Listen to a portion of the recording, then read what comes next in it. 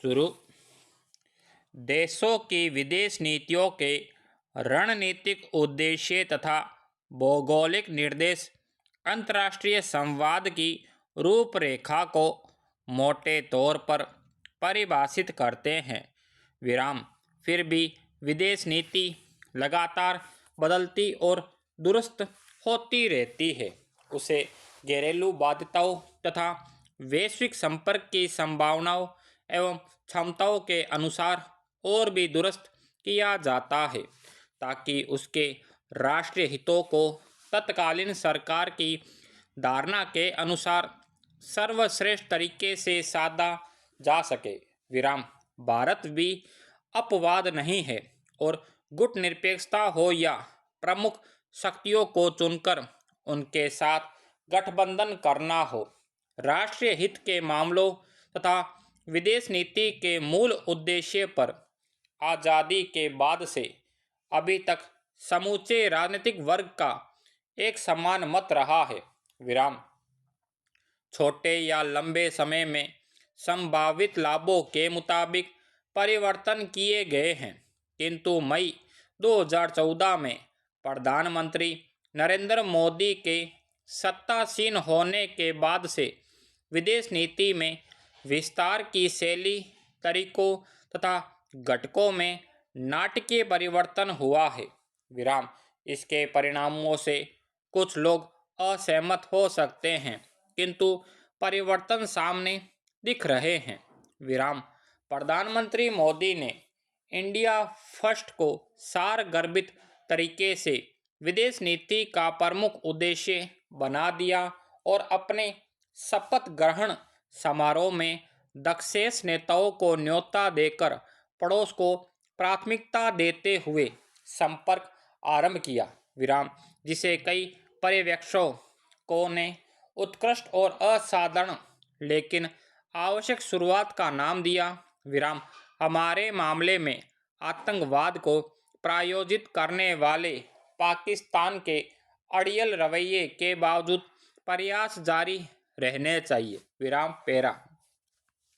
नीति निर्माता अंतर्राष्ट्रीय स्तर पर पाकिस्तान का पर्दाफाश करना और उसे अलग थलग करना चाहते थे। विराम। हालांकि इसमें कुछ सफलता मिलने का दावा किया जा सकता है, लेकिन यह पाकिस्तान को उसके इरादों से तथा भारत विरोधी हमलों एवं गतिविधियों में लिप्त रहने से रोकने के लिए काफ़ी नहीं रहा है। विराम। उल्टे पाकिस्तान ने विशेष रूप से तालिबान से घिरे अफगानिस्तान के संदर्भ में रणनीतिक रूप से अपनी बेहतर स्थिति का पहले अमेरिका तथा पश्चिम और अब रूस से लाभ उठाया है। विराम। पैरा। चीन भी हर मुश्किल में उसका दोस्त बना रहा है और वैश्विक चिंताओं को नज़रअंदाज कर हर परिस्थिति में पाकिस्तान का साथ निभाता रहा है। विराम। हमारे अन्य पड़ोसी भी अक्सर क्षेत्रीय ताकतों विशेषकर चीन से अधिक लाभ लेने के लिए दांव खेलते रहते हैं। विराम। उनके राष्ट्रीय हितों के लिहाज से देखा जाए तो ऐसी अस्थिर कूटनीति समझ में आती है, लेकिन इसके फेर में हमारी सुरक्षा तथा राष्ट्रीय हितों से समझौता हो जाता है। विराम।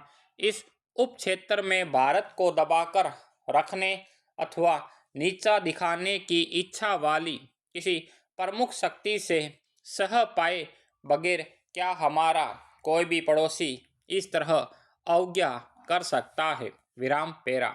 विदेश नीति के मामले में भारत की सबसे बड़ी चुनौती केवल यह नहीं होगी कि अपने पड़ोसियों तथा आसियान एवं पश्चिम एशिया समेत दूरवर्ती पड़ोसियों को किस तरह संभाला जाए, बल्कि विश्व की प्रमुख शक्तियों के साथ अपने संबंधों को दुरुस्त करना भी चुनौती होगी, क्योंकि वे शक्तियां अपना अपना प्रभाव जमाने के लिए होड़ करती रहती है तथा किसी न किसी के जरिए यह काम करना चाहती है, जबकि इतने बड़े आकार, आर्थिक एवं सैन्य शक्ति, मानव संसाधन तथा रणनीतिक लाभ के कारण भारत ऐसी भूमिका में नहीं आ सकता विराम। ऐसी परिस्थितियों में कोई अपने सिर पर मंडराते सायों से छुटकारा कैसे पाए विराम पेरा। चीन की वैश्विक महत्वाकांक्षाएं तो है ही, उसके साथ संबंध बनाए रखना बाकी सभी संबंधों की तुलना में सबसे अधिक कठिन रहा है विराम।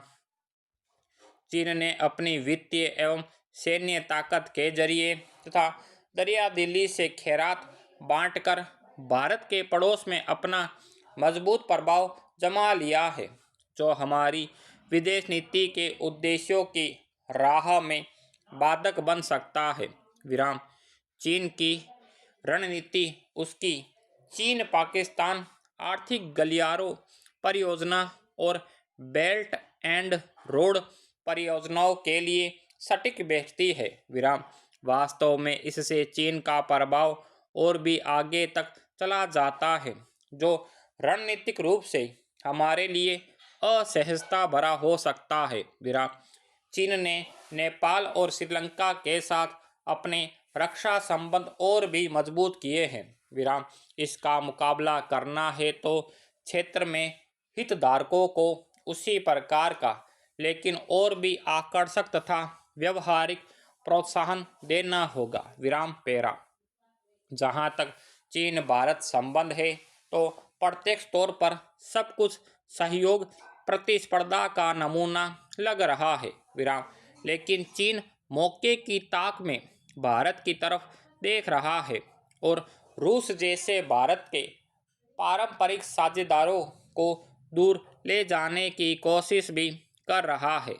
रणनीतिक वैश्विक मंच पर जगह पाने के भारत के दावे का चीन द्वारा लगातार किया जा रहा विरोध, परमाणु आपूर्तिकर्ता समूह में शामिल होने तथा संयुक्त राष्ट्र सुरक्षा परिषद में स्थायी सदस्यता पाने के हमारे प्रयासों को विफल करता रहेगा।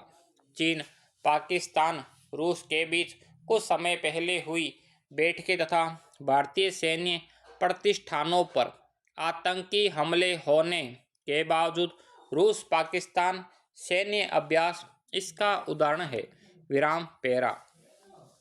रूस के साथ भारत के रिश्ते बहुत पुराने और विविधता भरे हैं, लेकिन अमेरिकी प्रशासन के साथ भारत की बढ़ती निकटता ने रूसियों को प्रकट रूप से तालिबान और अफगानिस्तान के कारण ही सही पाकिस्तान के रिश्ते बढ़ाने का बहाना दे दिया है विराम। इसके संकेत कम से कम 7-8 वर्ष से मिल रहे हैं, लेकिन क्या अब मामला ऐसी जगह पहुंच गया है जहां से वापसी नहीं हो सकती विराम।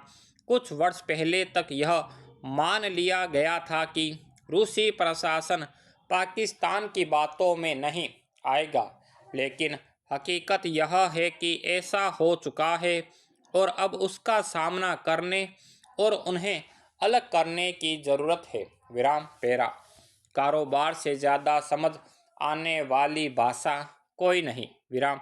इसके अलावा यदि ट्रंप पुतिन समीकरण आगे जाकर कारगर साबित होते हैं तो चीन और पाकिस्तान दोनों के मामले में भारत के साथ रूसियों की भावनात्मक दूरी कम हो सकती है, लेकिन हम संबंधों के बारे में अपने प्रयासों के लिए हम इन कल्पनाओं के भरोसे नहीं बैठ सकते विराम। अगर रूसियों के साथ कहीं भी भरोसे की कमी और गलतफहमी है तो हमें कूटनीतिक संकेतों के फेर में पड़कर मामला बिगाड़ने के बजाय सीधे उनके नेतृत्व से बात कर उसे दूर करना होगा विराम पेरा। जहां तक अमेरिका की बात है, हालांकि भारत के साथ रणनीतिक रिश्ते और भी मजबूत करने के लिए दोनों पक्षों का समर्थन है, लेकिन ट्रंप प्रशासन की प्रतिबद्धता कोरे पन्ने की तरह यानी पूर्वग्रह रहित है और अमेरिका में भारतीय समुदाय का मजबूत प्रभाव तथा राष्ट्रपति ट्रंप की कारोबारी रुख रखने वाली टीम उसे भारत की ओर केंद्रित रखने में सहायक हो सकती है। विराम चीन के बढ़ते प्रभाव का उत्तर देने के लिए यदि अमेरिकी एशिया प्रशांत एवं हिंद महासागर क्षेत्रीय सहयोग की अपनी रणनीतिक योजना के अनुरूप भारत में अधिक स्थान चाहते हैं तो लघु अवधि में यह फायदेमंद हो सकता है। अमेरिका के साथ भारत के रक्षा संबंध बढ़ते रहेंगे क्योंकि अमेरिका में सैन्य औद्योगिक तालमेल इसके पीछे प्रमुख शक्ति है, लेकिन टकराव होने पर किसी भी प्रकार का झटका नहीं लगे। इसके लिए विशेष रूप से पुर्जों की विश्वसनीय आपूर्ति सुनिश्चित करनी होगी। विराम हमें भारत अमेरिका जापान त्रिपक्षीय संवाद के साथ संपर्क और भी बढ़ाना चाहिए।